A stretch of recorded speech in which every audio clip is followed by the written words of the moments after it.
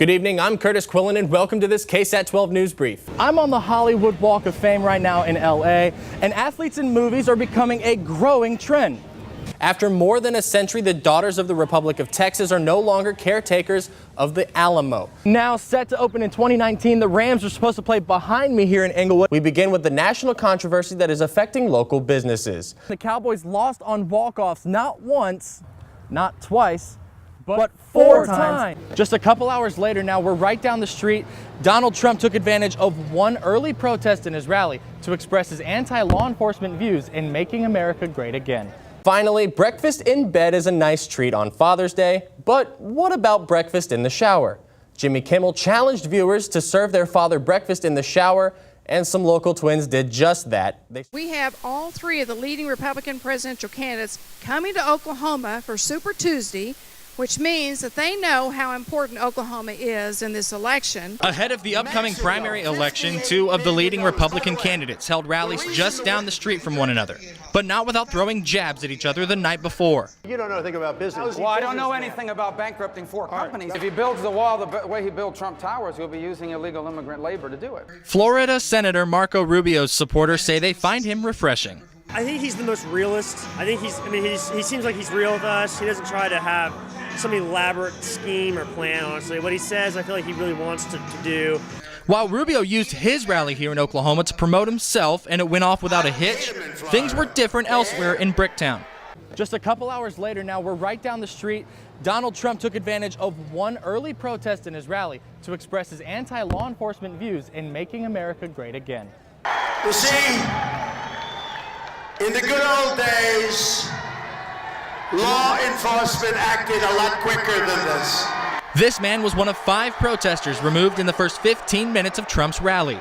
The question now is whether that's going to be enough to close the gap between Trump and third place Marco Rubio entering Super Tuesday. For O State TV, I'm Kurtis Quillin.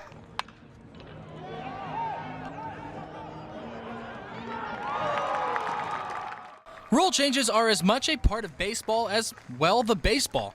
Many times a rules committee will try to balance the game. Since 2011, runs in college baseball have been at a premium, but one change before the 2015 season may help change that.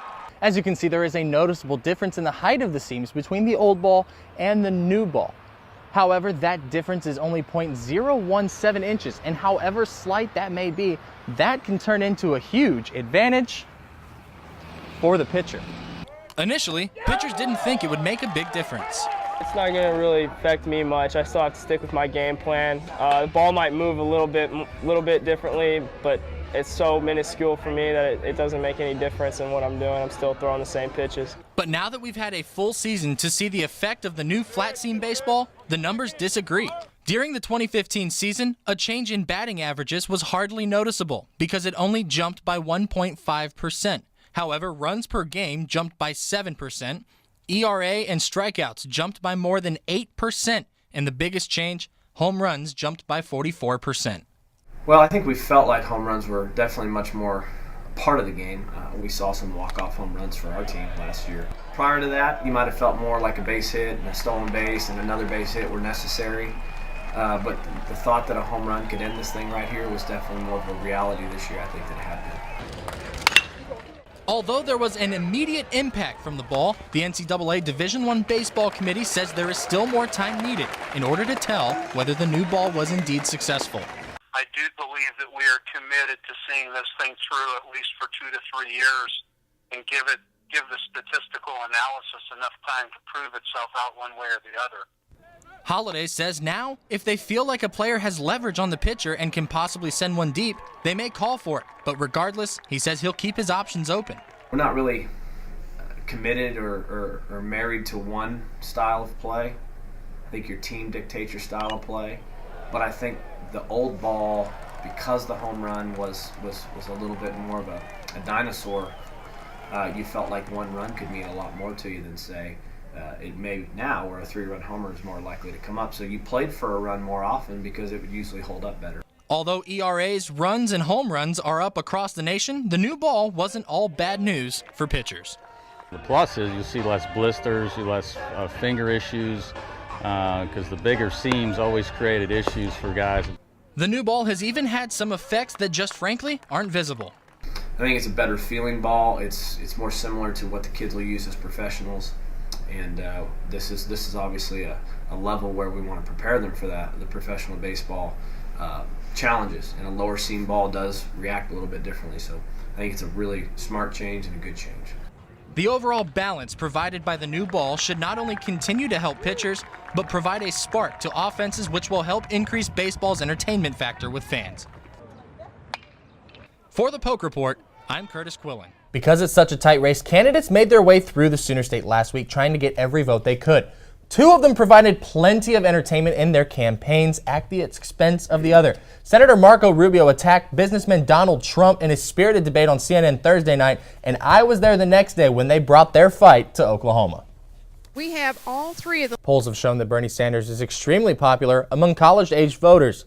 You may have seen some of his bumper stickers and signs around campus. So are OSU students planning to vote, and who are they planning to vote for?